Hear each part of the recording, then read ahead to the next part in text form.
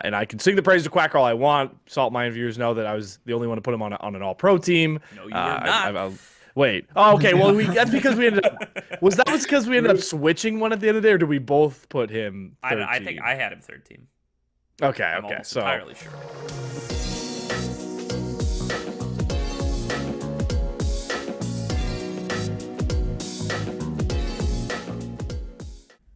Hello, everybody, and welcome back to the Salt Mine. We've been off for a couple of weeks, but we are back for our promotion tournament primer, and we are joined by a special guest from Salty Runback Pod, Speedy Grapes. Grapes, thanks so much for hopping on with us, my man.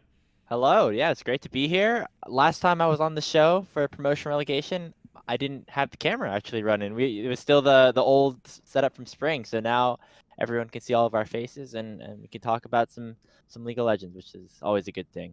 Absolutely, yeah. Big upgrades coming in to the Salt Mine for Good this old last days. season, so happy to share that one with you here. I got Slayer and TDS with me as well, as we are fresh off. It feels like it's been a long time since we've recorded an episode. It's been LCS finals. I consider that a big victory for amateur here, as amateur veterans, both Myra Davis and Dokla, both from that wild card tree, scoring their first LCS championships apiece. So big win for everyone down here at the NACL level and below there. Congratulations to them. And yeah, people forget Dokla was playing in the NACLQ equivalent, the PGQs, just like 2 years ago. So I mean, the jumps there, fantastic, right? That was a while back. It feels like it was so long ago, but just 2 years ago they were just about this level. Then they jump all this level, and then they win the LCS. Dogla meditating or actually doing squats on stage. Everything just works out perfect for them. That was such a great video, by the way. Oh, it was amazing. Hey, You go ahead, Grapes. Oh no, I'm just saying. Even if we go back to like, what was it, 2021 spring when they had that Sola Fide roster, Apollo was also on stage with the NRG boys winning. He played with Dokla as well. Like, yeah, big win for NA talent. It was cool to see Dokla, somebody that I casted, win the LCS. So right, as well as I'm sure a lot of you guys as well. Yeah, no, I think I have a Dokla cast in there somewhere. I gotta look it up now to give myself the props, but I definitely don't. Yeah, I'm like too young, Slayer. Yeah, me guys. I'm just too young here, to have a Dokla game under my belt. No, all I was gonna say is, I think I said this prior before we got on the recording. If Dokla's story, first of all, if you don't know it and you're around amateur and NACL stuff, you should get acquainted with it. And secondly, if that doesn't inspire you that NA can do stuff like this, I really don't know what else we can tell you here. Yeah, definitely. Well, we're centering on the promotion tournament for this episode, so we're going to just break down the 6 teams we have competing here, give a little primer on those. I know a lot of the audience here focuses a little bit more on NACL, maybe a little bit less on the qualifiers. I know Grapes has been cast in those qualifiers the whole season long, as well as our boy Nyarko, and now going to be able to highlight those teams a little bit more here with us. We've been staying tuned as well, of course, and yeah, for anyone just tuning in, just trying to learn a little bit about the promotion tournament, this is the place to be. So let's get started and just talk about some of the teams we have coming down from the NACL itself first. Got Supernova and Team Fish Taco. I guess we can go from highest seed to lowest. Highest seed coming in is going to be Team Fish Taco, coming in 9th place in the NACL. So how do we really feel about this team? I do believe that Lunacia will be starting. We do not have an exact confirmation yet, but it's been a long time since the situation that he was dealing with towards the end of the season, and now it looks like they are going to be running their full intended roster.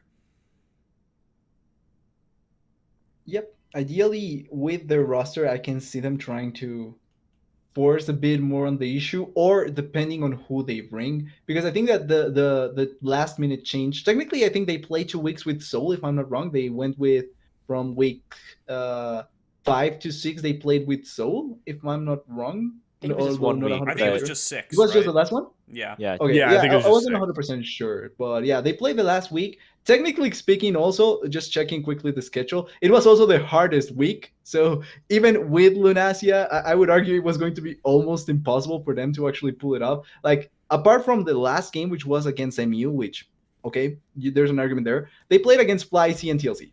I don't think they win any of Oh, those man. games, even with Lunasia. So scratching that one, I feel like even with their full roster was going to be a really hard week, and probably can would have fallen down anyway.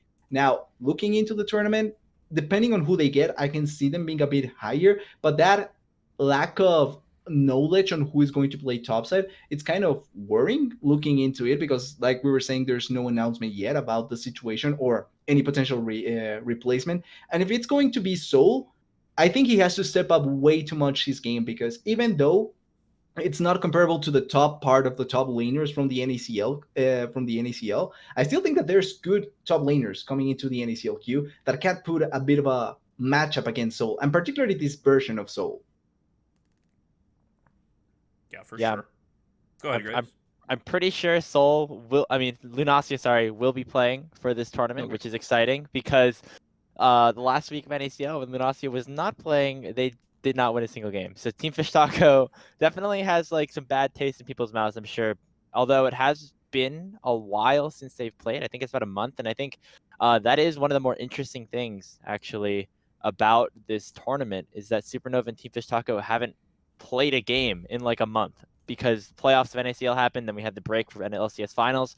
So who really knows what this team looks like? And on paper, this still has they still have a lot of very solid players that could make an impact. Spawn had a bit of a rough showing in LCS, but looked pretty solid throughout the NACL regular season. And of course, Rosethorn was doing Rosethorn things in the jungle.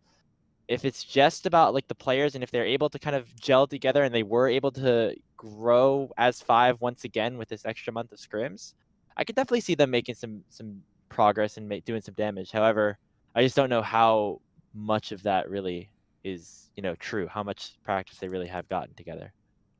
Yeah, that's definitely a fair point. I'm realizing now it's been so long I've mixed up my teams. Team Fish Taco's coming in as seed number 2. It is Supernova actually finished 9th. So that will lose a streak. Yeah. Moved them farther Yep. down than I thought. Yeah, I'm like looking at the wiki page right now. Supernova won 11 games. Taco Did they won lose 10. a tie? They might have lost a tiebreaker like the last day on the last day of the regular season, if I'm not No, mistaken. I think Supernova was closer because they got a game off in one of their previous matches. Like Supernova, Yeah, they I just think won one on more the game. There's weekend, 36 games score? apiece here. Yeah. So, Wow. so they had, if I don't remember wrong, on the Saturday they won against DSG. That put them closer to Maryville, and Maryville lost the next two. Yeah. So Maryville needed to drop one game to Team Fish Taco to force the tiebreaker on Supernova. But Yeah. because they 2-0'd Taco, then that meant that there was no tiebreaker. Yeah, Supernova Got did it. Good split old game games score. against eventual champions DSG. Well, that tells you all you need to know about Supernova. I mean, we don't even have to cover that team then. Yeah, But I mean, I in my didn't head, want to take the credit. I called it. I told you guys it was DSG all the way. True. Just wanted to throw it there. That's fair. I just think it's gonna be interesting. Kind of Graves' point, like you haven't practiced in a month. Also, like the patch, like the patch they're gonna be playing on is just like such a different. It's a different 5 world. patches later, yeah. Yeah, and I mean a new champion too. I mean, like you could see Neferi run through. I mean, Neferi didn't run. I might be getting my timelines mixed up, but there's no way Neferi was in NACL at all. No. not at all. So there's a whole new champion. I think, a lot of the changes have kind of felt like they're going Jungle's way. I know when we got on here at the primer, a lot of us felt like Rosethorn would kind of be the player to watch if you were confident in Team Fish Taco. I'm still waiting, to be honest with you. He does Rosethorn things, but I expected a bit more success, and I think him and Lunasia will kind of be the two I'm going to watch to see if Team Fish Taco, especially because it seems like, not to jump ahead of the bracket, they're likely going to pull Mirage. That's going to be a big winners bracket matchup to watch. And I feel like this is kind of like the top side of the map is going to be such a big thing to watch with not only Supernova and Team Fish Taco for reasons that we'll get into, but a lot of these squads coming up from qualifiers feel like to play through topside. So if you're Lunasia and Rosethorn, you're gonna be tested for sure. That's the bottom line.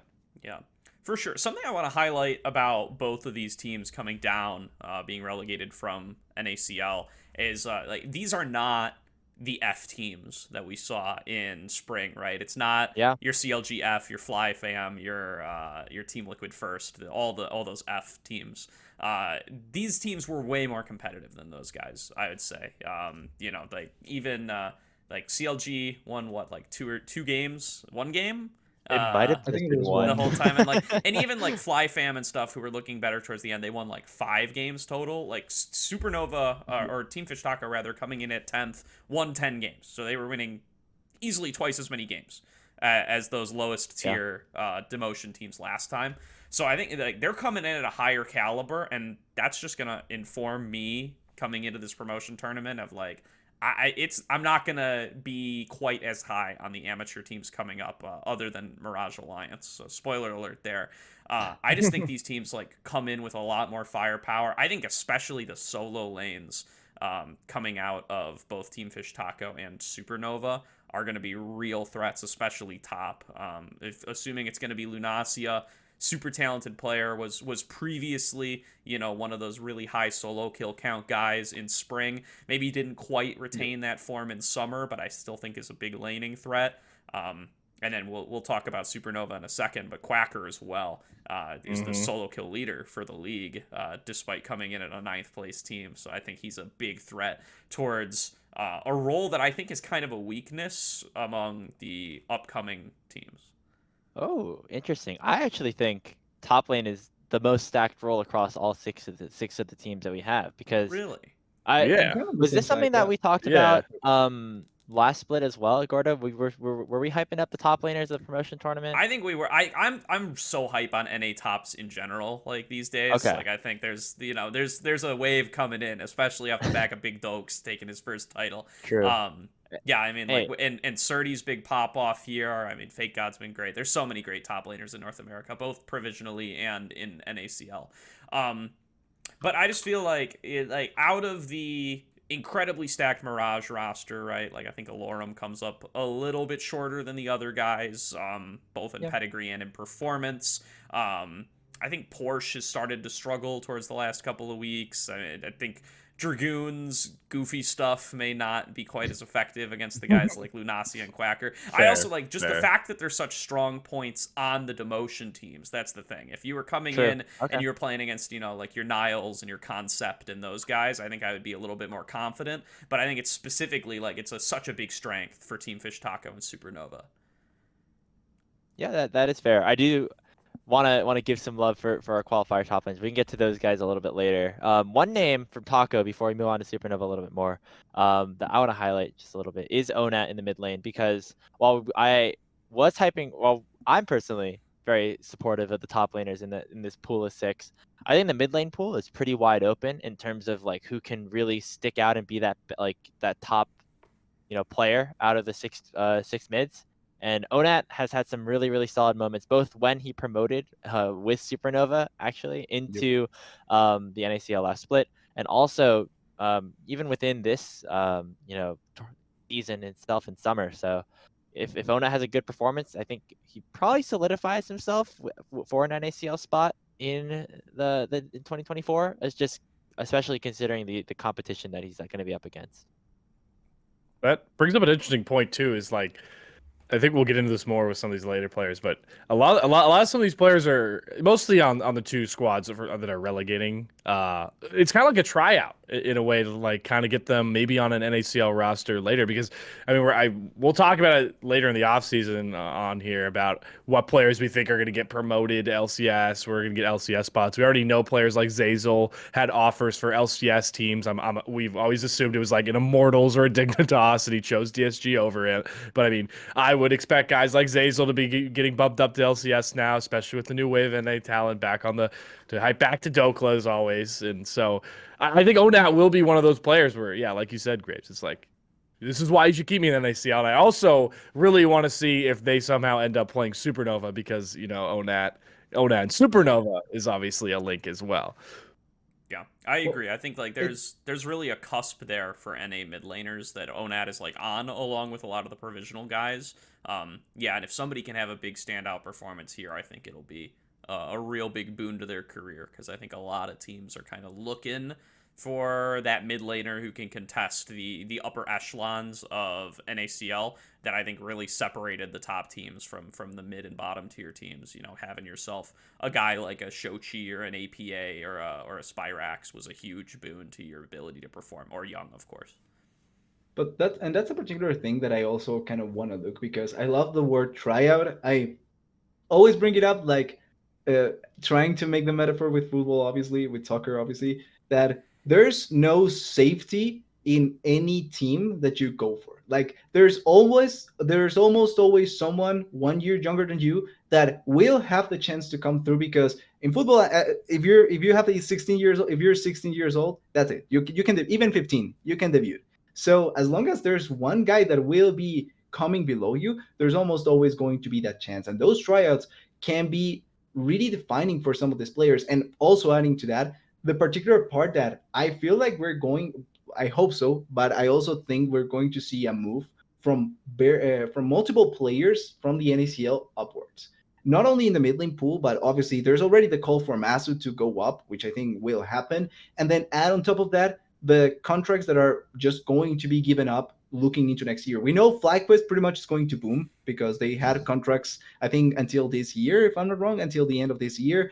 Then you have Team Liquid that also has the same case with both Koreans, and they already have a jungler that can technically slide in and is Korean, so they can bring him up as well. And then add on top of that the fact that I think that if the league is going to change some of the salaries, these players may look more interesting for some of these orgs. There may be the case that no change happens and we're still in A, and that is going to be an issue overall. But I feel like there may be a good upward swing for some of these players, and if that happens, there's even more of an opportunity for some of them to move upwards. Also, Koreans are also getting old, so they may need to go do Korean social service. True. Just saying. Military service. We're doing the military service bit every we are week. doing it. Well, Feels like every week. I've raised plenty of conspiracies about this beforehand, but to get back on track a little bit, let's go back and let's discuss Supernova a little bit as well. The other team coming on down from demotions. I already highlighted Quacker. Yeah, I think this guy's a monster. I think he's, after this split in NACL, I think he should really kind of have a spot in NACL on lock. It would be very surprised, regardless of how this tournament goes. I think a solid performance in this this tryout, as we've been calling it, will pretty easily lock him a spot somewhere in NACL next split, regardless of what happens. And then I think the rest of this team has really needed him to show up to be able to get some of their wins in NACL throughout this season. But I already kind of highlighted, I think the matchups can look good for him across some of the other teams he's going to have to face here. Denethor maybe being a bit of an exception. I think Denethor has been really good, especially this past split. But I think other than that, he has pretty solid matchups into the rest of the field. Looking towards music, he's an interesting wild card to me. I think he's been pretty hot and cold throughout the rest of the season, and I feel like I have a lot of question marks on a lot of the junglers here. It feels like whoever shows up on the day might be a big driver there. And then the question is, which version of the bot lane do we see as well? Because Sketch and Trevor, I feel like, have been in a similar boat, where it's like some games they're really able to hold their own against some of the best in the league, and some games they are not able to do that. Supernova. Yes. Oh, sorry. Go ahead, TDS. Go ahead. Yeah, I was just going to add with Supernova, because I feel like and I think I made this point before with them. It feels like TL first coming into the summer. And the thing that we made allusion with it is that it feels like it's such a team dependent on Quacker having those super high performances, kind of like Surdy did on TL first, for them to really be able to execute on a lot of what they want. Like, Quacker is the defining point to me in this team, and if something fails around him, everything can kind of fall apart for the team. That's how I feel with Supernova in a lot of these situations. And it also makes me a bit scared looking forward, because one thing that we were talking about with the mid laners, and we're going to make more point, but that also translates to this patch. The patch is going to benefit, I think, 4 of the mid laners and maybe affect Sword and Robibob in a way, because I think that they are going to be the two weaker mid laners, and also the ones that I'm not sure if can be really aggressive with the buffs towards those assassins. We know Akali and Sylas now got buffed, and those are going to be big champions coming into this promotions to me. And players that love this, Messages, Kachu, Soti, they really like to play these assassins. And Onan as well is able to be really aggressive with them. If you cannot play them and you stick with some of the older ones like the Ari, which is not necessarily bad, but in these matchups may struggle more, then there's going to be some issues. And I'm kind of scared for the mid lane, particularly for Supernova and for Winthrop, that it still leaves me some doubts here and there. Yeah, that's a great point. I'm very excited to see more Sylas Akali, especially here in this tournament. I might get sick of it, like once Worlds happens and it's just getting picked banned every single game. But with some of the mid laners coming in, yeah, team ambition maybe might look a little bit better for this promotion tournament because of that. But yeah, back to Supernova. Like, this is definitely a team that has been so topside centric the entire split, which TDS goes to your point where like they're very much like TLF last spring. Yeah, I mean, it kind of is the Quacker show, and again, there are some solid top laners here in this tournament, so that is something that I do have my eyes on. It is crazy though that Quacker kind of is at this point in his career. It's very, very, very cool story. You know, from kind of debating whether or not he really wanted to play League, and it was like in like I think on like a pre-med track at college for like years, and then finally like this split making it onto the tier 2 roster and really, really capitalizing on it. Yeah, I'm very excited for a player like him. And shout out Music as well, because he had, I think, a pretty underrated split despite being on like this last place team, kind of coming out of nowhere, was in Europe for like whoever knows how long, and now yeah, kind of forms this top side that will make or break this team. Yeah, to branch off that story, not to cut you off, your Slayer, but on that point, yeah, I think something that's kind of gone under discussed about Quacker this split is this really is kind of his first split going all in full time on League. In his past performances in amateur, he's been on some of the old wildcard rosters back in the day and stuff. He was always balancing that with school. And I believe this is kind of the first split that he's really gone all in. First year he's really gone all in. I mean, he was a sub on Wildcard, ironically enough, in spring, and then came into to play for AOE for that one promotion tournament, played for CCG for a little bit, and then came in and found his spot on this Supernova team. And yeah, I mean, that almost makes me like reclassify him as closer to a rookie than not, right? Even though he's been around the scene for so long, he hasn't been able to fully invest the way that he has this split. And now that he has, he's having, he's the solo kill leader in the league. He's having some really solid laning performances. He's the focal point of what is a relatively weak team. He has kind of really like a Lyra-esque performance, as the poster child for great player on it that can't quite carry their team. So I'm really excited for what that means for his future in this scene, given that fact. Also, just wanna make a wild call, because I was thinking about this, and I wanna just lay down here, and if it happens, I'm gonna look really smart. But if not, that's fine. I think if what I expect to see ends up happening, Quacker takes what's his name? Fake God spot in DSG, if DSG stays in NACL. Oh. Because I think if what I expect happens, I think he's going to take the Fake God spot. That's a cool call. Is That's that a because shout. Fake God's getting promoted to LCS? Yeah. Okay. No, not because he goes. Yeah, it's because I think Fake God should go up. That's base. That's a base take right That's there. a base take. No, that's definitely something I've gotten behind, TDS, because I think I remember when we first started talking about Quacker like halfway through regular season, I was like, this guy's gonna get he's not going anywhere in the NACL. Like, yeah, sure, Supernova will be a relegation team very likely by week 4. We were talking about that, maybe even earlier, but he's gonna get a roster. I think the DSG is a good shout.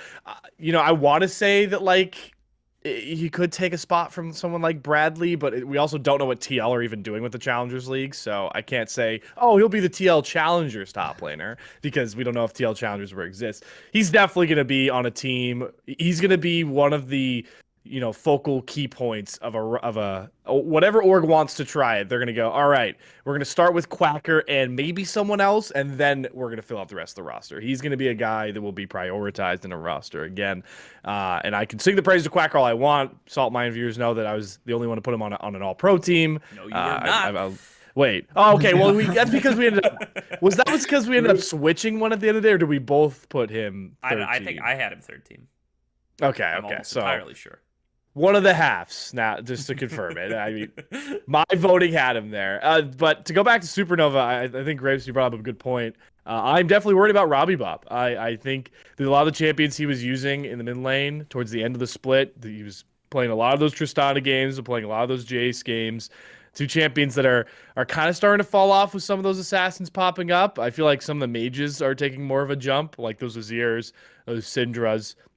I don't know if I can trust Robbie Bob's chat pool against some of these more hungrier mid laners and the assassins. So Quacker's obviously the star. We can sing his praises all we want, but if Supernova are going to be successful in other lanes, I'm looking for Robbie Bob to show me something that I'm a little worried about. In defense of my boy Robbie, he's a very solid Lissandra, and they did just buff that champ as well. Yeah. To enable music. Situational champ, though. I feel like there's a lot of great. You're gonna have to set up drafts where you get music on some kind of carry and play around jungle top and stuff like that. But it's doable. I can see the angle. Yeah. It's also easily counterable into drafts. Yeah, he's got Porsche, Alorum, and Dardoch in this tournament. So some familiar faces from Collegiate to match up True, against. his boys, his CLOL alumni. I guess almost none of them have graduated. I don't know if a single one of them has graduated, so alumni might not be the right word. So, yeah. But, definitely some folks he's played with before. A lot of wild card faces in this tournament. A lot of what's their college name? USD. Yes, thank you. Faces in this tournament as well. So certainly will be a big one there. Let's get into some of our promo teams, though. We've spent enough time on the NACL teams. I'll read off these rosters for anybody who may not be familiar with the qualifier scene as we go through them. Let's start off with the big boys. Mirage Alliance are coming in with a stacked roster of Alorum, Chad, Sudsy, Neo, and Dardoch role swapped over to support LCS faithful who have not been keeping eyes on where old Dardoch has ended up. He is playing support alongside Neo on this Mirage Alliance team, and this team is built to qualify, to say the least. I remember I was in the airport going to LA for CLOL when I look at my phone and I see this roster get announced, and I'm like, holy moly, this team is going to run through amateur. I can't believe that Dardoch, what is it? Like Dardoch, Chad, and Neo are all on the same team playing together here. Yeah, crazy. 4 of the 5 players have been on the LCS stage. They swept through the entirety of qualifier number 2, only dropping 1 game when they, had some subs come in because the Lorm's internet went out. So yeah, this team is about as advertised. They finally have really looked like they're firing on all cylinders after a relatively inconsistent OQ1. They did lose to Team Ambition in a best of 3 in the semifinals, but yeah, this team definitely is my favorite personally to get promoted out of all 6 of these teams, and I would be very surprised if that does not happen to them.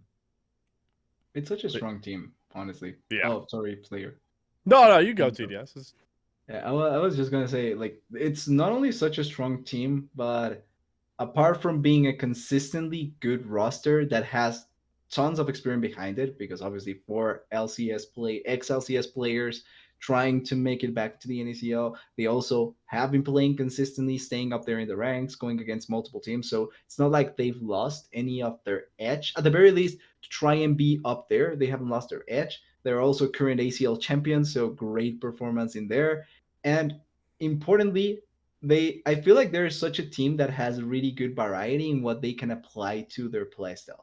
The main weakness that I was always kind of looking into it is, will Dardoch accommodate to the support role?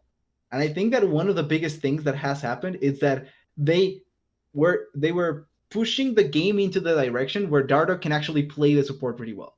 Because when it was enchanters, I was more doubtful. But now that engage supports are more prevalent, I see him shine even more because now he can just make the calls himself and make the fights happen. And I think that that's where Dardoch shine. So inherently, when that playstyle got pushed even more, I think that elevated the level from the side of Mirage Alliance. I think one of the biggest things that I remember from the series against TA, even though it was really close and could have gone either side, realistically, I thought they were going to lose 2-0. Well, I mean, TA was going to lose 2-0 to Mirage Alliance, so the fact that they won is still amazing. But one of the biggest things is that it felt like with more time and more opportunity for Dardoch to make the calls happen himself, the roster was going to be great. And that ended up happening going into summer and getting more time together and getting more aggressive as a team as well. And looking into the promotion, I think they're going to do great because I have a lot of doubts to how some of the rosters are going to respond to them. And I think if I call it, I would say they are going to sweep towards the promotion. It's how I feel it. Yeah, I agree. I I echo so much of how strong of a team this is. Especially, I think Dardoch has adapted excellently to the support role. And I'm kind of at the point now. Was that? It was definitely a learning curve, but he got there. He got there. I'm kind of at the point now in League of Legends where if like a talented player swaps to support, I kind of just give them the benefit of the doubt now. Like, I feel like there's way more success. Everybody always talks about how hard it is to role swap, but I feel like especially going to support, there are way more success stories than there are failure stories in League of Legends of players established in other roles, role swapping to support. You know, Huhi, Aframu, Core JJ. Yeah, name anybody in the world. Sven. You know, there's so many examples. And every time you swap to support, it feels like it just cannot go wrong. Even Buzio used to be a mid laner back in the day. And now has become a top support prospect. Prismal did it too. I can just keep naming names, but I'm going to stop there. I think it's just there's so many folks who've done it successfully, and I think Dardoch now gets to join that list. I think like him and Neo are the most stacked bot lane in this tournament, I would say. I think they're better than the NACL bot lanes for sure. I think they could even be, contending to be some of the more solid bot lanes in the NACL itself. If I think all of us are going to say when they get there. I mean, this is like almost an LCS bot lane, right? I mean, like Neo was on that cusp of LCS for a long time, and Dardoch, he's doing a lot to try to push back against the narratives around him as a personality. But regardless of that, I mean, his skill as a player has never been in doubt. Even the last time he was in LCS as a jungler, he was fantastic. So yeah, I don't think there's any questions about his skill as a player. And Neo's already been on that cusp for a long time. I mean, there's practically an LCS bot lane in my mind. Yeah, that was the point I was gonna get out there. Is like Dardoch certainly deserves his praise for the way that he's handled engaged supports and what TDS is talking about, and the fact that he's doing so well, and we can like kind of not pass over Neo, but like he's not being talked about when he's just like the most. You're thinking about like positional 1v1s across the board. The 80 carry, like Neo versus whoever you put him up against in this tournament, that's the widest gap, like in my mind. There's no wider gap. Dardoch has been great in support, but Neo versus any one of these 80 carries is about to match up to it. It's not going to be close at all. So that really sets up their bottom lane for success. I do want to, the tidbit I want to say is, we talk about all these supports, role swaps that work out. I think specifically in the case of Sven and Dardoch, the aggressive way they played their other lanes, like Sven, obviously he got caught sometimes, for TSM Sven, certain positioning on 80 carry, but certainly was a very aggressive 80 carry player. He liked to be at the forefront. Dardoch, very aggressive jungler, no matter what you thought about him when he was jungling in the LCS. And on support, you can get away with being aggressive and like getting caught because it usually sets up your team to clean up the rest of the kills. You are expendable and able to die unlike being an 80 carry and a jungler. So that's kind of why I think Dardoch playing these engaged champs has worked out really, really well. But yeah, it's going to get ugly. I'm going to be honest, when Neo matches up against some of these other teams. Yeah. I'm not looking forward to how bad it might get. I like the point, the parallel you brought up there, Slayer, with Sven and Dardoch, because they both swapped their support because they just prioritize winning over everything else. And maybe I think this is a story that's been public before, but Dardoch actually was originally on Mirage Alliance and then decided to swap to support so they could get Chad to play jungle for them, because Dardoch coached Chad back on Immortals, knew this guy was really good, and was basically like, yeah, we will run the entire tournament, Chad. If you're playing jungle, I will play support, so we can help the team the best possible. I really like that mentality out of Dardoch, especially given some of the history that he's had as a player. Has really taken a big step in terms of being a leader for this team. And yeah, alongside Chad, who's been great. Alorm in the top lane also has been rock solid. Nobody's been able to break him. This tournament has been that gatekeeper and has kept the gate very well. And Sudsy in the mid lane, who also promoted last split around. So I mean, this is a very, very good roster. I mean, that's basically all there is to say. Yeah. Please let's not remember that. I Okay, had my hopes after that. So just so Norm doesn't get too comfortable, to take like one kind of copium, the faintest shred of something to pull at here, if you want to poo-poo Mirage Alliance a little bit. TDSI did just cast them in ACL finals 6 days ago at time of recording, where they were substantially challenged by Return of the Middle Sticks. They dropped a game. They had a couple of very close games. It could have very easily gone to 5 games. They were not practicing prior to that. They took a little bit of a break after OQ2. That was not like a secret. So, they've had time to scrim since then, but this was 6 days ago. And the promo tournament starts in 3 days from time of recording. 4 days. Whatever. Something like that. Starts on Monday. It's Thursday night. Yeah. So they got a little bit of reestablishing themselves to do a little bit. I think they looked a little shaky coming in out of practice last week. And I don't mean to take that away from the Middle Sticks boys either. I think they prepped really well and played very well. Especially Dragowski, fresh off his Rookie of the Split award from Salty Runback. Yeah. So just a little thing to look at there, as they looked a little out of form up against a 12th to 16th place team from OQs pretty recently. But I think obviously they're going to start really turning it up as they get towards promotion, given that was their goal all split along. I do want to quickly say, and this isn't me trying to plug Aegis in the ACL, but we were talking about all these teams, the qualifier difference, especially with like Devish Taco and Supernova. They've been playing forever. They've been playing on the patch. You could say that the fact that Mirage was in the ACL playing kind of, well, they had to do subs sometimes, but they were playing on the patches as they were coming. They played on, the patch they're about to run in that tournament finals. Maybe that was them getting the rust off early, and that rust is something we're going to see from Deep Fish Taco, Supernova, and some of even these provisional teams. Because I know, like Lit Esports' roster, I mean, they weren't running these players in amateur tournaments like Mirage was. I mean, Rockboom was playing. Rockboom was maybe. He was playing for CCG in ACL, but a lot of these players haven't gotten those. Yeah, he haven't got those practice like Mirage did. Fair. Yeah. And again, to be fair, back to Mirage Alliance, they did win that series. They did win 3-1. The criticism here, by the way, to be 100% clear, is, hey, this team didn't dominate this finals that they didn't prepare for hard enough for me. So, definitely some nits to pick there. Inconsistency with Mirage Alliance was kind of their whole thing in the first tournament. They did clean things up in qualifier 2, and I will give them credit for that. But yeah, sometimes they for fun it a little bit. We had the memes on the broadcast about how the players just hated waking up at 10 a.m. and so Chad were just so sleepy that they always would drop the first game. What time is the promotion tournament? That is the important thing, and I do think it is NACL time. It will be 4 p.m. So that 4 p.m. Eastern. Yeah, That is 1 p.m. I see it. Yeah, I see on the thing that Whooply posted. It's first match is 1 p.m. Pacific, and Mirage got the 3. Mirage's series is at 3 p.m. Pacific. They got some time. Okay, well, they got to sleep in. That's huge for them for that first series.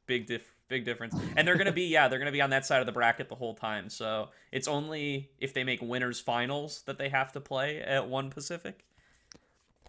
These are the stats that we really need to track here. But at that point you have to. At that point it's 1 series a day, and the best of 5s all start at 1 Pacific. So you can only coast by on your 3 p.m. start time for so long. Yeah.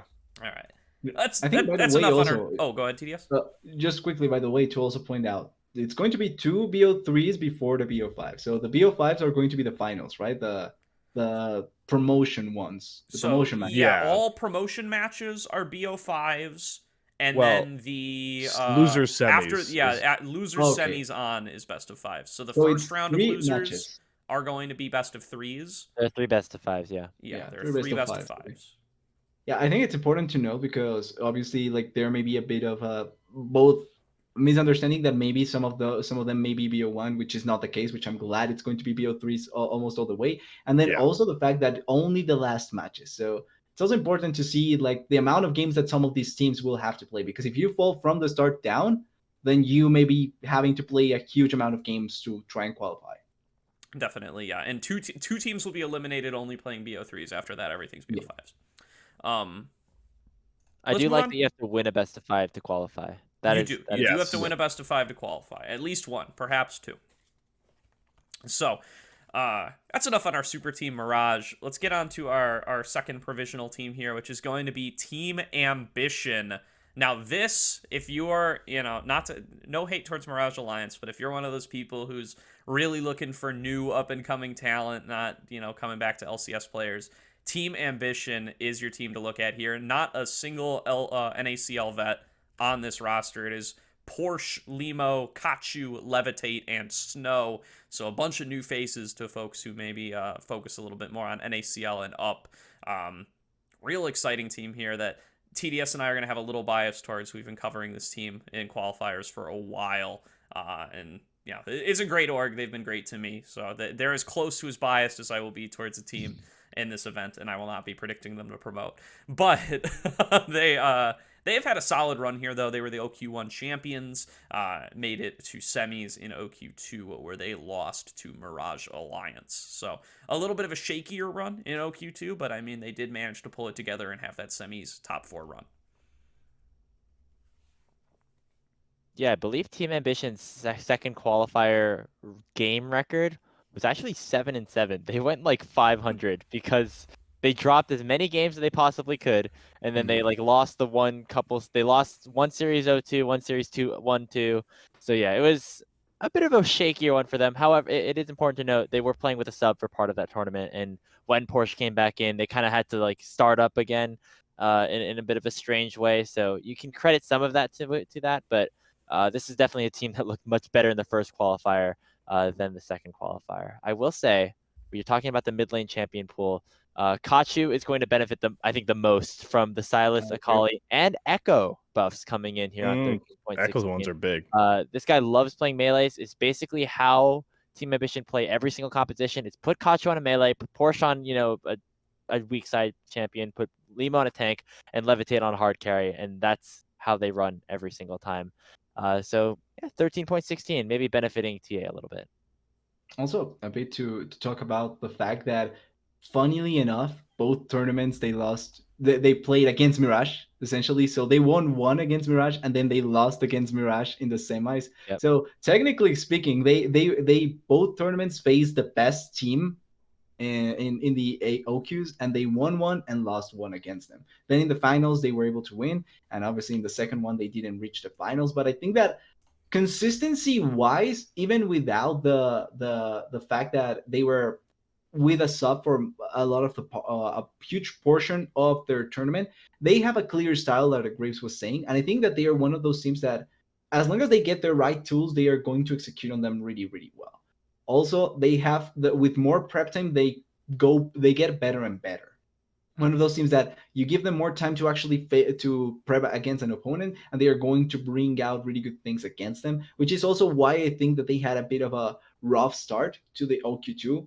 They kind of like, it was kind of a huge, big first week into also having to play with a sub, and that kind of affected heavily to why they started kind of bad. But the more ramp up time they have, and the fact that Porsche came back, they were able to recover quite a bit of their playstyle and quite a bit of what made them have big success in the first qualifier. Now, looking into the tournament, I really want to say, and I really think that TA can be a big wildcard, because I do think that there's the tools there in the roster to try and surprise and even bring down teams that maybe you wouldn't expect them to bring down. namely speaking the NACL ones.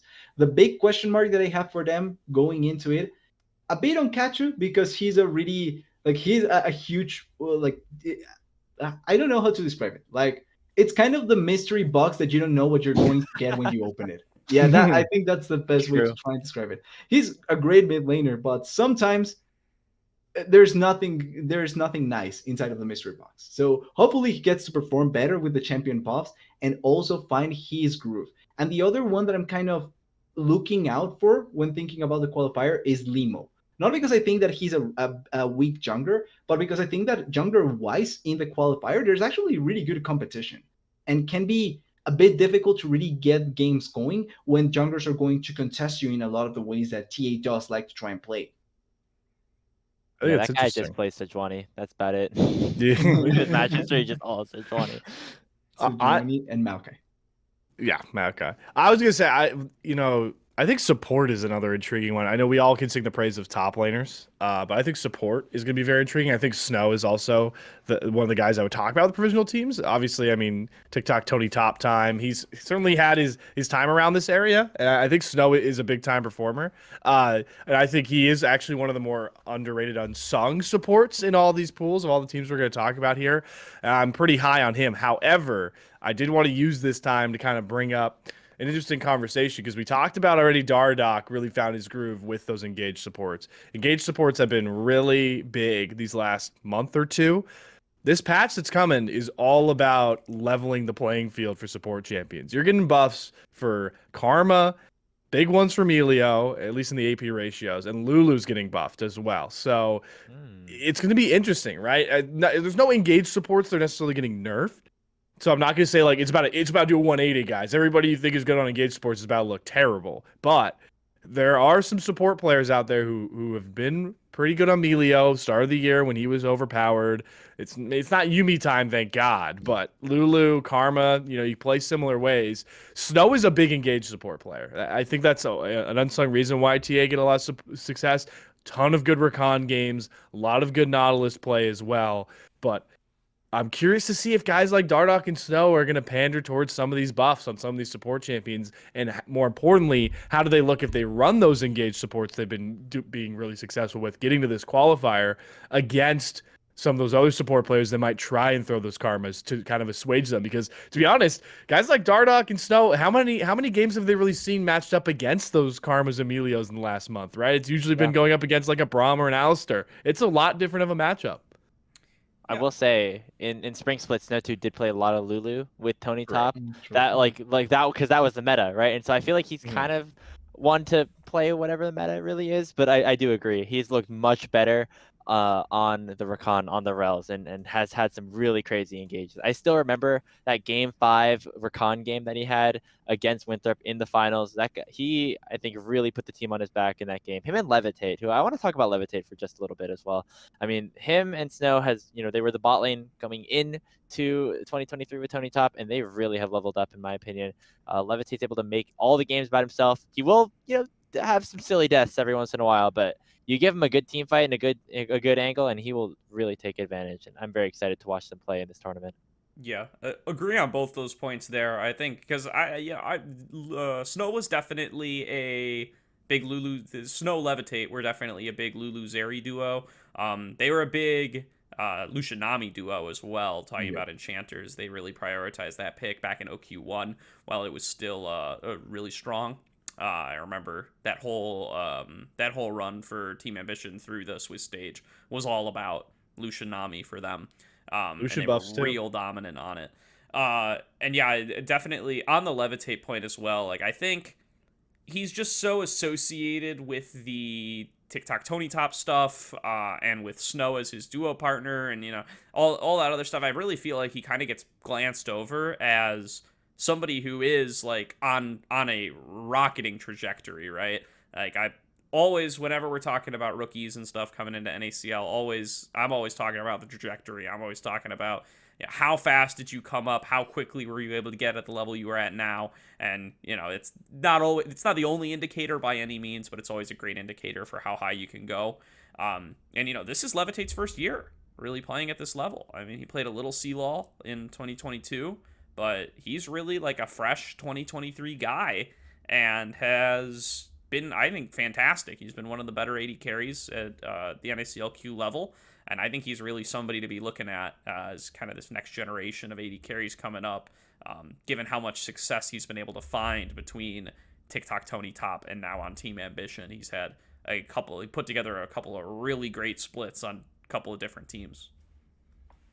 Yeah, and going back to what you originally were saying, when you first talked about this team as a whole, like these are 5 players, I mean, the bot lane certainly included, that are incredibly driven and really want to go pro. From every time you talk to them, that is their main goal. They're young, they're super hungry, compared to Mirage Alliance, where some of them have been on that stage before, and there's always that question. There was a big conversation when Maryville got promoted, like what is the priority of some of these players in the NACL? It is very clear that these players on TA want to go and play professionally, and I think that is a really cool storyline to watch for this group of 5. Absolutely. Definitely looking forward to seeing what they're going to be able to do. Let's move on. Speaking of collegiate teams there on Maryville, we got our second collegiate team to make a promotion tournament in Winthrop University. This roster coming in with Denethor, Trickster, Sword, Mobility, and Chookies from top to bottom. So definitely another exciting roster there. Very interesting in that, like, I think in OQ1, they were seeded team number 2, right? They were seeded above Team Ambition. And I think based purely on roster strength, I kind of agree with it, right? Like, there's pound for pound, the players are very impressive. I could see any of them making the move up to the NACL level. It's just, to me, it feels like they haven't quite put it together, though. Like, I feel like they experienced a downgrade from OQ1 to OQ2 as far as the quality of play, when I really feel like it was an opportunity for them to shine and take a win, right? With all of the issues that other teams were having with substitutes and stuff, and Team Coachify being a greener team, but just did not work out that way. Yeah, I mean, this team, I feel like kind of has gone like this. They've just been very level, very consistent, but haven't really made that jump. They have a lot of really solid players. I think Denethor specifically has played really, really well. Mobility has had some really solid moments, specifically in the laning phase, and I'm excited to see if he can continue to grow on his career, because somebody who's subbing in on Evil Geniuses in the spring did not look very good, and now is one of the better bottom lanes in the NACLQ. It's very exciting to see. I will say, I don't know if this is a leak or not, but this is the only team that will be playing in person together for the event, and we know what that has done for teams like Cincinnati Fear, when they all kind of came together in Ohio for their playoff run and went all the way up to 3rd place. Maybe there's a little magic here for Winthrop. That's a good tidbit, because I definitely put stock into that, right? All being there, it's like, yeah, it's fun to see, like, listen to your teammates get hype in a call when you're playing on Discord or whatever, using to talk to each other, but like getting to like look over and like fist bump or like scream in the face of your teammate, that's like, there's something else about it. That's like that pulls back to that inner kid, like, because I don't care who you are, how much you dislike sports by this point. I know your parents made you play t-ball or the soccer. I don't even know what they'd call the soccer, but like the little circular nets, the like tiny nets. You remember, like, you either played that or t-ball, and you get that feeling again of those days. So that's a good thing. I think Mobility, Graves is a good shout. I think I was really high on Mobility, and I kind of a bit of slack because I can't imagine what it was like getting thrown onto that EG team in just such a different spot. You talk about in sports, it's like you got to be careful with prospects. You can't throw them too high, because then it really just hurts their trajectory. That's a big thing in baseball. Like, you got to work through double. I don't care how good you're hitting in double A. All right. I can't just throw you straight to the majors. You got to keep working through it. Things could go terrible here. I think Mobility kind of got stunted. I think it was like a shock. And now settling down here, getting to work all the way back to an NACL spot has really just given him a drive. And I think he also is one of those other sneakier bottom laners that will be very interesting to watch out for. Not one that I think is going to challenge Neo, but could surprise people. Well, it's looking at the who will be below Neo level, right? Like who will be the most, Yeah. the one you look out for the most after Neo if you can. And even then, right? If you're able to win one game against Neo in a really good manner, like that already gives you a lot of credit in how you can perform. So mobility can be one of those. I like thinking about Winthrop. I'm not the biggest fan of essentially any college team, as it has been shown by No. all the season of the South Line now and before. But Really? that's because I'm from a different, yeah, that's because I'm from a different like environment. You guys know me. I'm not American. That means that I don't really care about college sports in essentially any manner. Like you either go in That's and fair. play in leagues or you don't. Like that's it. That's the way that I go for it. So I'm not big into the how college ecosystem works. That being said, I do think that Winthrop may be a team that cohesively can work out together, and that's a huge value when you look into these tournaments, because you need good team environments to try and succeed in the best possible manner. Obviously you have the plus that they are going to play live apparently, so that already gives them a big boom. I agree with Slayer. Contact with people actually matters quite a bit, and it's really different to playing online to actually playing with people. So the fact that they are going to be there, I think it's a big advantage to them to try and play it out. And also the fact that they are being together for quite a bit. Like I think this is one of the rosters that has had the longest tenure together, because even TA replaced Bejani for Porsche at the start of the season, at the start of the summer. So even then, I think this is one of the teams that has had the longest like time to gel together, to play together, to try and get things out. And now being on the like on real life together may allow for them to get more advantages over certain teams. I still don't think they're going to qualify, because I feel like their quality falls short just a bit to some of the other teams, to particularly to Mirage Alliance, which I think is the favorite. And then on the to the NACL ones, like they have to play better as a team to be able to go against them, which is not impossible, but I wouldn't really call like the biggest possibility for Winthrop to pull it off. I'm worried about Denethor particularly more so, because I think that he may be Oh, the weakest top lane looking at all the other ones. Wow. Like yeah, I think I have more like if I were to order them, I would argue it's going to be Quacker, Alorim, Lunacia, Porsche, Dragoon, Denethor. It's how I would order them, with Denethor being Interesting. the weakest. see, I, this is I why the top lane pool is stacked. Denethor's Yeah, your last exactly. one, and it almost makes sense in a way. maybe I Like don't know. yeah, it's I'd looking at have the to others, think right? through my exact ordering, but I definitely have Denethor higher. He's been very good. I do Yeah, I've agree. been impressed by Yeah, Denethor. Another tool in Winthrop's arsenal here that I think deserves to be talked about is Artemis at coach. true. Oh, Fresh off true. his great run with EG last year, has decided to step away from pro and move into a a collegiate space with Winthrop. Which I do think that if they can get it all together, they definitely have all the tools to get it together, right? They have an ex-pro coach, a very recently ex-pro coach.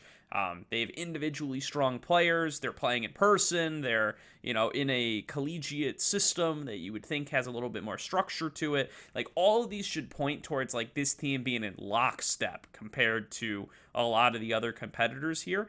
And that's why it's all the more surprising to me that I feel like I haven't really seen it, especially in OQ2. I think their series against Lit, I am going to hold against both teams. I think that series was a mess. Like just from both sides. I wish Like both 50 teams could have kills lost in that 20 series. I minutes really that do. first game. And then and then Everfrost following Nessus. up to Very then having a rough performance against Coachify, who were a recently assembled team, and B had a substituted jungle. And still getting outperformed in that sense, and it wasn't like just getting stat checked mechanically, because these players are very solid individually. It was really I think it came down a lot more to team play and macro play. So seeing them like disappoint in that sense feels like the opposite of what I would expect given the tools they have access to. So if they can put it together, I think they could be great, but I feel like it hasn't come together yet for X, Y, or Z reason. I raise you guys a question, maybe to cap off Winthrop really quickly. The two players we haven't talked about mid jungle. I think Trickster is pretty solid. Has that like kindred pocket pick, of course, but then we can also play the normal stuff. In the mid lane is Sword right now, who is of course mid laner with TSM and stuff, then transitioned to support back to mid lane here with Winthrop University. Winthrop has in the first qualifier run with conveying at times, and with the new changes coming in, buffing Silas and Akali, champions that conveying has shown to be very good on with this time with Winthrop, as well as Lit Esports actually in spring. Do we think that it would make sense to kind of run the 6-man roster? Because they haven't done it as much here in qualifier number 2. I'll answer you quickly, Ooh. yes, because I already kind of said it. I think Sword is one of the weaker mids.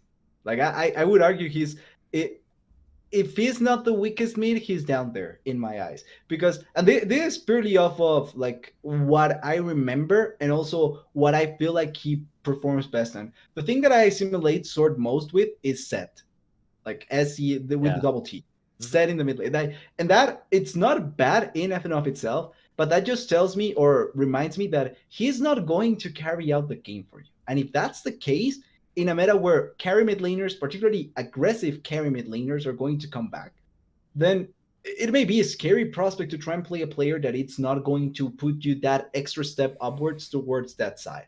And I always I always bring up the point that solo laners are so crucial to the state of the game, not only because if they can carry or not, but if they can put you pressure in a way that alleviates for the rest of the map. And maybe Denethor is able to accomplish it. I still feel like he's the weakest top laner, but then again, weakest top laner in this pool is not the worst thing. But mid lane, you really cannot be the weakest by a big margin, because that can be a big, big difference maker. So if that's the case, I wouldn't be against conveying player playing there. It's an interesting point. Sword's in such a weird position in my mind. I mean, especially with the role swaps, it's like he's getting to that point. It's to make the NFL comparison, right? Like draft capital can't take you forever, and it's like I feel like Sword, still in my mind, just has this pedigree just from he was the TSM junior, one of the TSM junior guys. He was on this trajectory, being like trained to be like this next so upcoming. I forgot that. Yeah, dude. Yeah. It was him, Sarcasm, and Johnson, and now he's the last one standing. I think really, as I guess Sarcasm played in the last OQ, but I think he's kind of like trying to transition into a more real world job. I think he's kind of done trying to go pro. If you're not Sarcasm, I apologize. I've been misinformed, but I thought that was the deal. But it's like we're so far removed from that now, right? He got his shot on TSM Academy. It didn't really work out. Then he went to 100 Thieves next, role swap to support. He was solid, but not the next coming or anything. He wasn't he didn't do the Boozio thing, right? Where he went from being a mid-tier mid laner to a top-tier support. Yeah, I don't know. And that's the other question, right? Is how much value does Winthrop and Artemis and everybody put in that same kind of pedigree, right? Into what everyone believes Sword could be compared to what Sword has been. And and it's not like Conveying has ever been somebody like an insane prospect either. So I don't know. It's a tough decision for them. I feel like the full commit to Sword in OQ2 implies to me that they'll run Sword, but it's definitely an interesting thing to consider. And I mean, this is a deep roster too, by the way. There are so many players on Winthrop. They have, I think they have like 3 teams deep, right? They have secondary and tertiary players at every position, I thought, because they have they have Frost and Trickster, and then they have Rapid too, and then they have Kenji. Ivano, as well as Conveying and Sword, and then ZKG. Kenji's down in support, I think. Kenji in support too, and they have technically they have Pakis too, right? Yeah, they have like a million. There's a million players on this Winthrop team. I don't think will any of them see playtime. And they have Mabud in top. I got to shout out Mabud. Love Mabud. Shout out your bud, Mabud. My bud. My bud. Yeah, shout out to all those guys. But yeah, will any of them play? I don't know. I think Conveying has the best shot, and I don't think he'll play either. That's the thing, just quickly, which also I never really put that aspect into mind when thinking about collegiate teams, particularly because I don't really think about collegiate teams realistically. But putting a bit of a thought into that right now, how much do they actually care about qualifying to the NACL? That's it's not like they don't care at all and they wouldn't want to qualify, right? But compared to the other teams, to let's say TA and Mirage, they are built to try and get there. Winthrop is a collegiate team. Better or for worse, it's not the end of the world if they don't qualify. They still will be a collegiate team at the end of the day. So the fact that actually may impact some of the decision making, some of these players, obviously not saying that it's bad or anything like that, but that may go more into the decision. Like, for example, let's say they say they're conveying maybe better for playing, but they say we still want to stick with Sword because he brings something else to the team, and we want to see if there's another opportunity to develop him.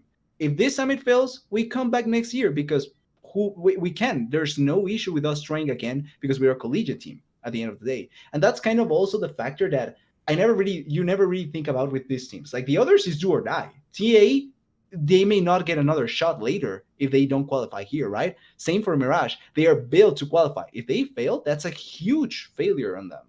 So the impact is different. And I think that may impact also how they face some of the decisions with their players.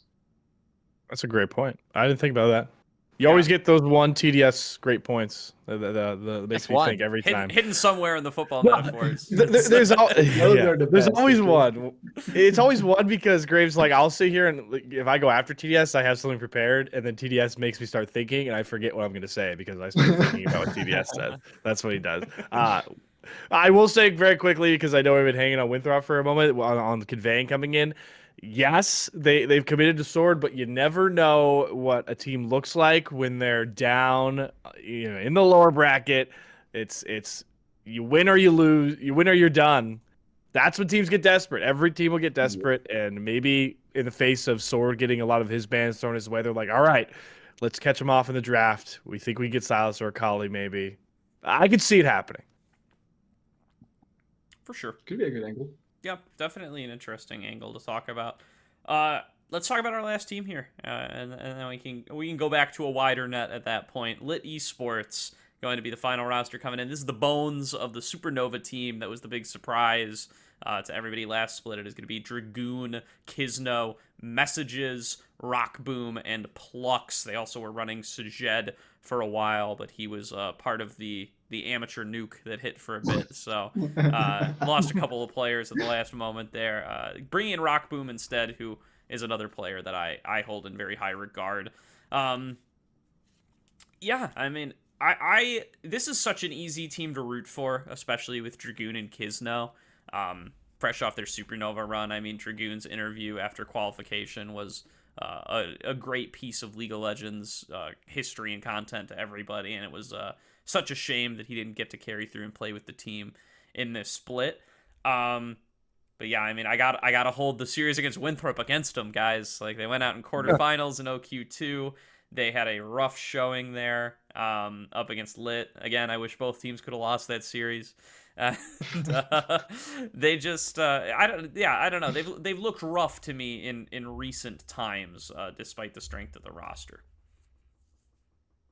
This is one of the stranger teams to look at because it's really hard to predict like how they're gonna do, because frankly they kind of have been running with a new roster for like a week, and now they have a full month or at least a couple weeks to kind of scrim and prepare.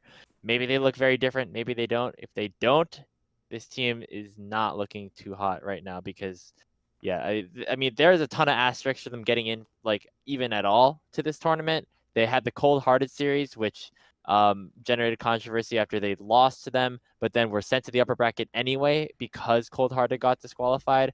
And then they were literally just one series away from missing this tournament entirely. If Coachify won the finals, they would have been in over Lit. And so they were, a lot of people might be like, oh, this Lit team, like they don't deserve to be here. But I think with the players on this team, if they did really step it up and like over practice the last couple of weeks, similar to Team Fish Taco, they'll really be here to play. Yeah. One thing about that, if I may rant for just a moment, I always find it funny when that conversation comes up because the whole community, we're all able to be objective about formats when we're in preseason talking about stuff conceptually, and then they actually play out, and the availability bias hits, and everybody just forgets everything we talked about in the preseason. So it's like, if you were to design this format from the ground up and just be like, oh, we're just gonna play one of these open qualifier tournaments, everybody would say it's not enough. It's too high variance. You need more best of fives. You need a double elim bracket. Just one of these tournaments is not sufficient to determine our top 4 promotion teams. That's why we play 2 of them. That's why we assign points across 2 of them. And then, everybody agrees on that in the preseason, and then it plays out and stuff like this happens and Lit qualifies, and everyone's like, well, Lit obviously isn't the better team. They lost the second tournament.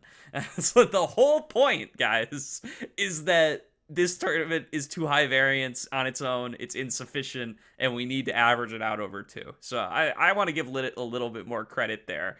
I see the same things happening with the LEC format, and the new LEC format's not perfect, but it's that exact same argument where it's like, well, they did better in the summer split out of 3, and therefore they deserve to go. And it's like, the whole point was these were shorter, higher variance splits, and they should be averaged out. That was the whole point of the shorter, smaller splits.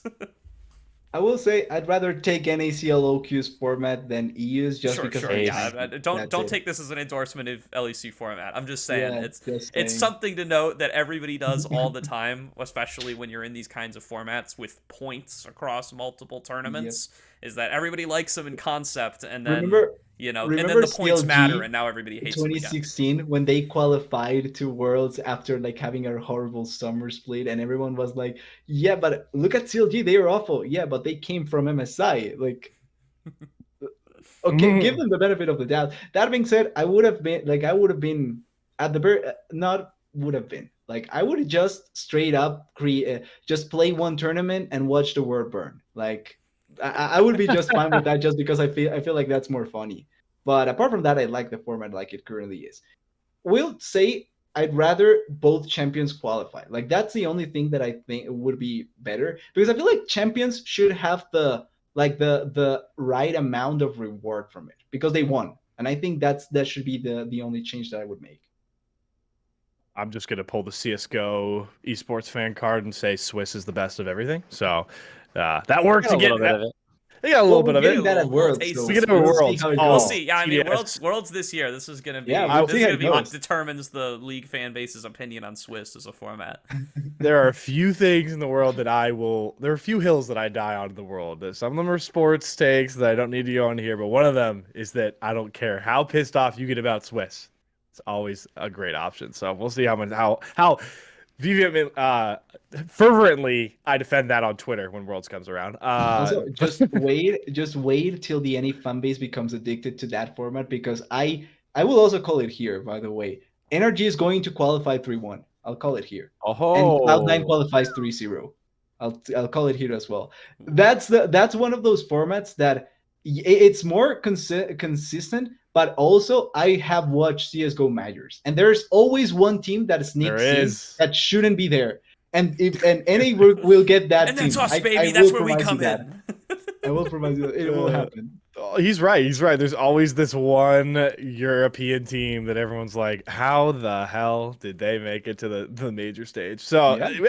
It's always fun though. As much as people say that they hate it, but then they all get behind that team, and it's so fun to watch that team. So hopefully it'll be an NA team. That'd be great. But getting back on point here for a second, I do want to talk about Lit.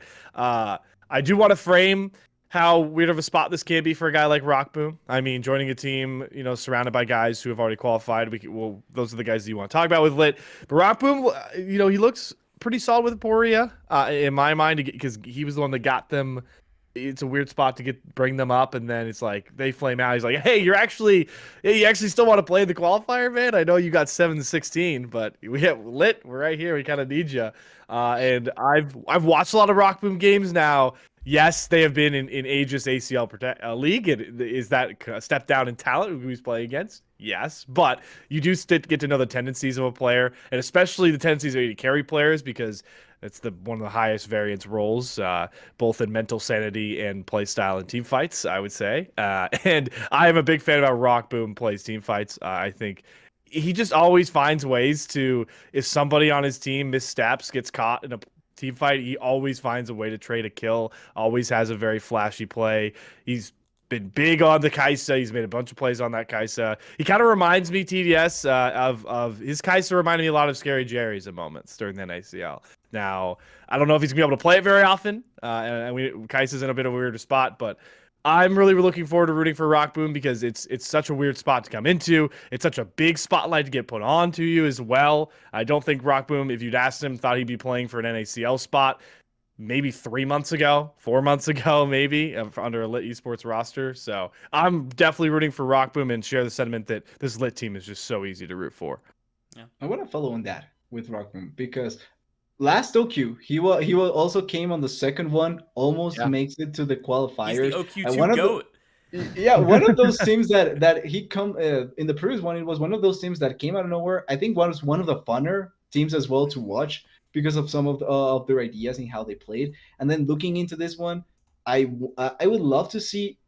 I won't say Lit Rock Boom succeed because he's one of the players that we were talking about making that show of NACL prospects that should go up. I think Rock Boom should be going up to the NACL as well. I feel like he deserves an opportunity to play up there with some of the 80 carries. He has really good ability. He's really consistent in how he positions for some of the team fights. And then he doesn't really fear trying to pull the trigger in some of the plays, which I think can be scary for 80 carries, but you have to have that sort of instinct in you. Like, you don't develop that. You either are a crazy maniac in the bot lane or you're a safe, or you play safe. Like, there's no in between for them. So I think Rock Boom having that can be really good for some of the teams. And I hope that he gets the shot in NACL, even when Lead fails, because I will say I don't have a lot of hope for Lead. Like Graves was saying, this was a team that, honestly, if they don't qualify, I wouldn't have been surprised at all. Like, they really were faltering heavily on the second OQ.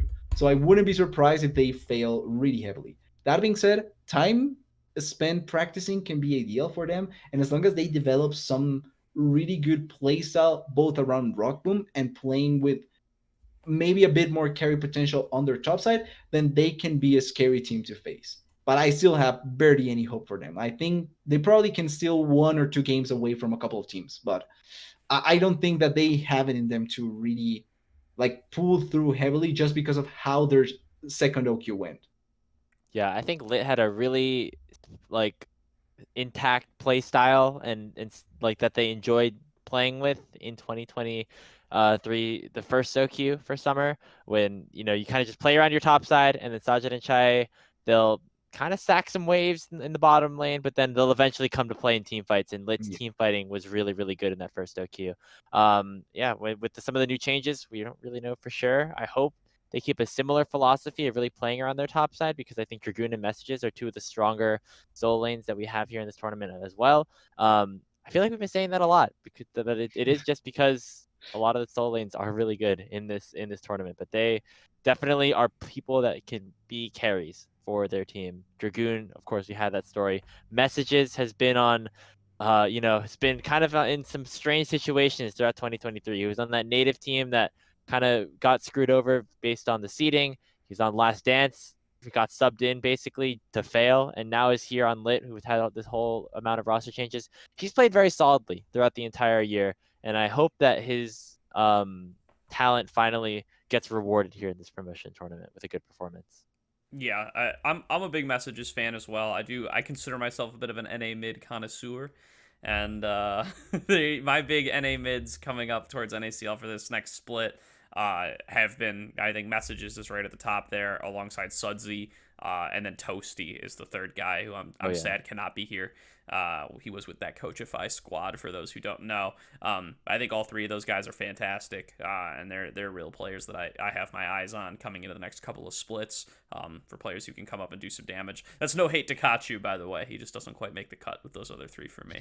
And then yeah, Dragoon is just a true wild card up there as well. Like, I think he's we were talking about this pre-recording. Like, it feels like Dragoon has kind of taken over Alorum's shoes. Whereas Alorum used to always be the guy in these OQs who would play the off-the-wall picks, right? He would bring out an Urgot here or there. He would bring out, some kind of crazy counter pick when you weren't expecting it. And he still does that a little bit. Like, he still plays the Poppy. He played the Shen in the finals. But it feels like Dragoon is like fully embraced that role now. Like in his series against Winthrop, he played an Alawi game. He played a Nasus top rush Everfrost game. And that was a little bit worse than the Alawi game. But the point is he's the guy who will play that stuff. So I mean, in a tournament where, at least my opinion, clearly not shared by this whole panel, but at least in my opinion, in a tournament where I think the big strength that the demoted teams come in with is their top lanes with Quacker and Lunacia. I think it'll be interesting to see if Dragoon can kind of knock them aside with some of the spicier picks that he brings to the table.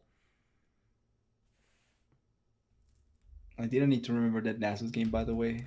I got chills. I had erased it completely. From my mind. Everfrost. Yeah, I mean, I might have to ask Everfrost you about that one, Gargoyle. man. Everfrost into Gargoyle Stone Plate. I guess I was thinking about I was theory crafting this with Slayer before. Like, you know, you get 70 AP, that lets you wave clear with Spirit Fire a lot better. I guess Wither kind of guarantees that you land the root. I mean, that's the strategy, but I don't know if it's necessarily worth it. Is that worth a champion? Is that worth a role? Yeah, you pick it to like neutralize a lane and then hope that you can kind of just be a tank in the late game, I guess, with a Wither bot. Yeah. I don't know if it's great. I think the Everfrost hurts your chances of tanking. And then the counter argument is you go K-Sante, you press your buttons, and you kill the team. Well, that's what Denethor did into the Nasus. That's the counter argument there. The way I think about it is the Dragoon realized that he can't, in the game state, he can't get away with trying to play Nasus like everybody tries to play Nasus. He won't get to the power points in time. So he's like, I'm going to try and make Nasus into Scion as quickly as I possibly can and play him like that. And it didn't work, but I can respect the decision. I respect it, yeah. Easy team to root for there for sure across those guys. Do also want to shout out Kisno. I mean, Kisno's another guy who has had a crazy journey. This was his first year playing as well. He was playing on, what was his team in spring before Supernova? It was like, I think he was on CB. CB, yeah. So he played OQ1 with CB, was kind of a standout there as a rookie, and then he got Hyper's job when Hyper got called up for Fly Fam. And was able to like kind of fill in those shoes on Supernova. He's a player that I have my eyes on to like. I think he's looked better and better each OQ, but he hasn't taken a huge jump and had that big breakout yet. I think he's a candidate to do it next year though. So he's a player I'm really keeping my eye on. Again, I just don't think the pieces are all quite there yet for this lit team. I think it's a stacked promotion tournament. Like I said, I think it's harder now to get in than it was before, right? You don't have the F teams to pick on the way that Spring Supernova did, and even Spring Supernova was like a big upset, and this feels to me like a very similar team, right down to like, I think Messages is a very easy ONAC comparison as like, you know, this up and coming mid laner who has pop off games but hasn't quite put it all together yet. I think a lot of the comparisons are very apt between these teams, like Pluxfar, Chookies, all this stuff. I think it's a very easy comparison to the previous Supernova roster, and even they were an upset getting in. This team now I think has a harder time of it than Supernova did last spring.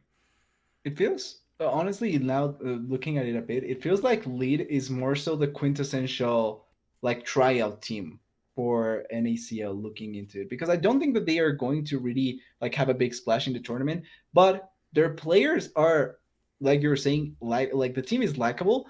And these are individually talented players that you can try and pick apart. I feel like, just speaking about Kisno, he probably has one of the better chances to go upwards, because I do think that NACL junglers are not that strong. Thinking about it, like, by and large, objectively, I feel like NACL junglers are something that you can try and improve on. So Kisno may have a better opportunity.